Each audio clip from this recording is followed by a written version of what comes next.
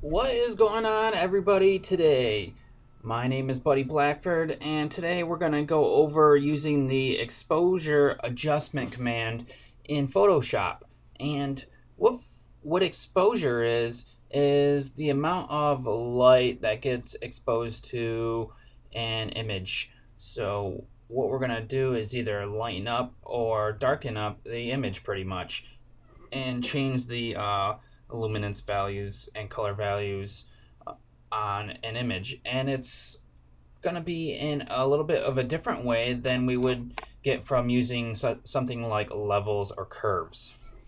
So Photoshop's exposure adjustment is designed for performing adjustments to 32-bit HDR images, but it also works with 8-bit and 16-bit images as well. So you can use it on pretty much any image you want.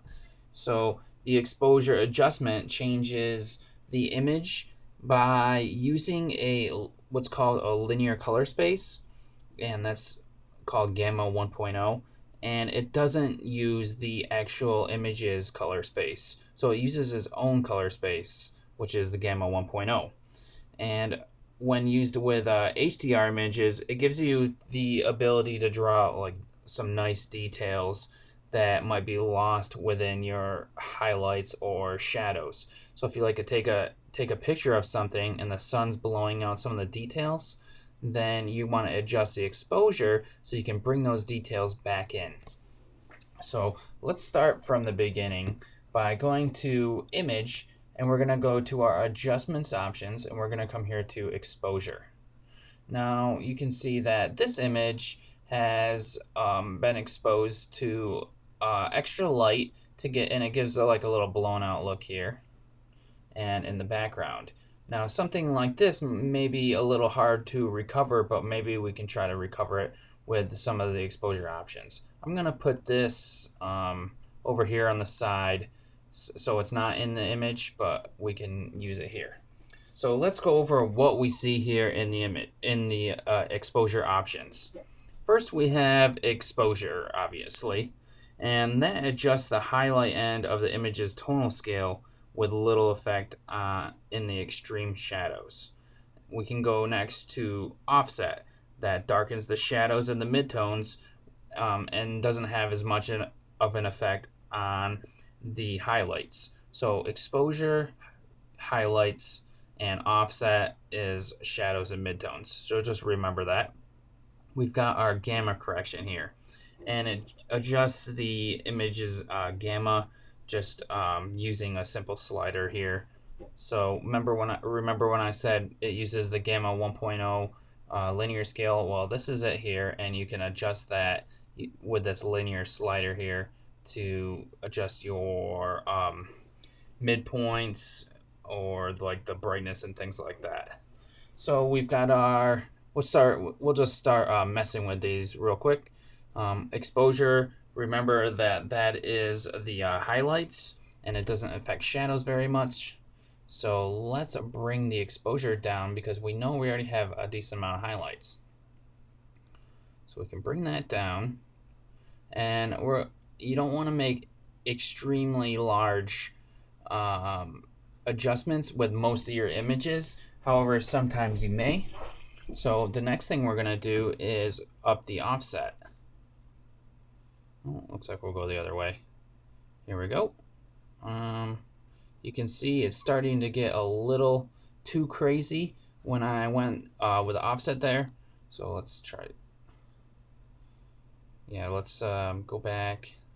The offset, I'm going to go to point 0.025. See how that looks. There we go.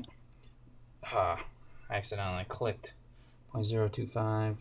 Control Z because I accidentally clicked. Because I have this, I had accidentally clicked on the eyedropper and then clicked off onto something else. So make sure that when you're doing this, you don't accidentally click with the eyedropper. It'll adjust your exposure by setting points. So I might as well go over those real quick. We have the eyedroppers here that will set the black point, the mid-gray point, and the white point, and that'll adjust the overall values for your exposure. So gamma correction, I'm not gonna do too much with that. I'll just move it either way so we can see how this image is being adjusted by gamma correction here. So you can see to the left makes it brighter, and when you start getting these like broken looking edges here, means you went too far. You can definitely see it over here. It looks like it's been spray painted on. That's not good. So that means you definitely started going too far.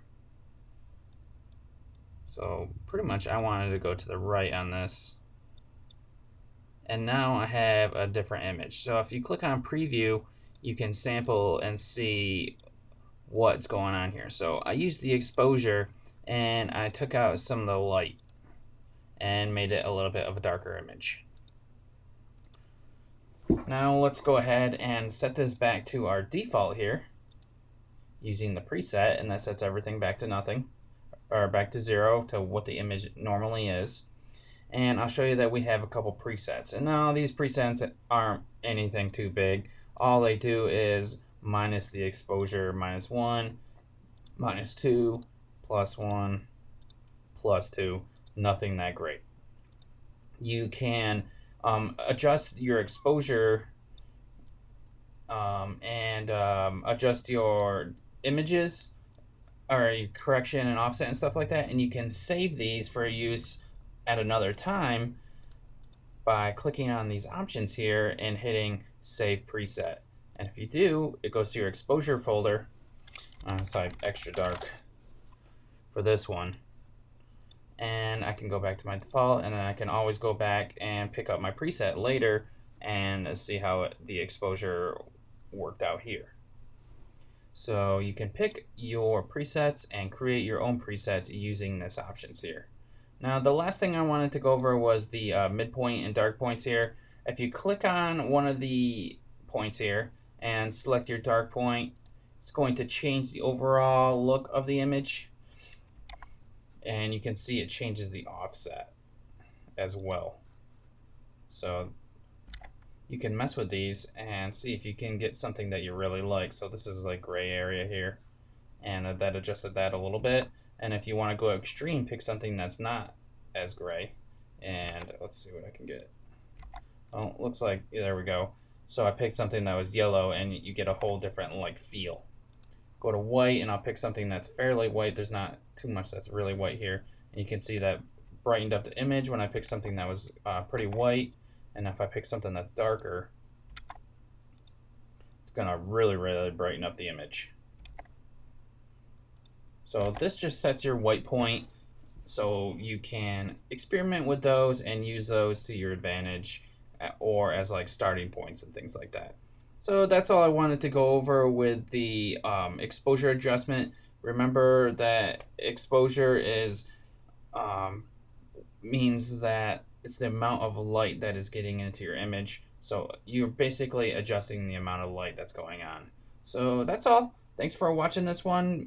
Check out buckysroom.org for more tutorials on Photoshop and other things like programming and After Effects tutorials and everything awesome.